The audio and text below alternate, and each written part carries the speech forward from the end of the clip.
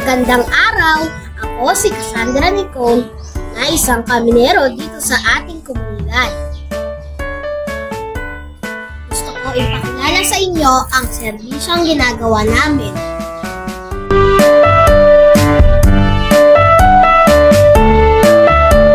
Kami po ang mga taong naglilinis ng mga kalye at nag-aayos ng ating komunidad. Kami ang tagapag-alaga ng maayos at malinis na kalye. Naglalakad kami sa mga kalye at nag-iikot upang maglinis, upang matanggal ang kalat at dumi sa kalsada.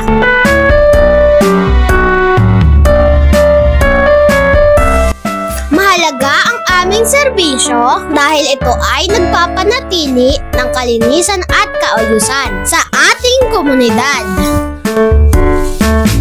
Kayo rin ay maaaring makatulong sa amin sa pamamagitan ng hindi magtapon ng basura sa kalsada. Yun lamang po, paalam!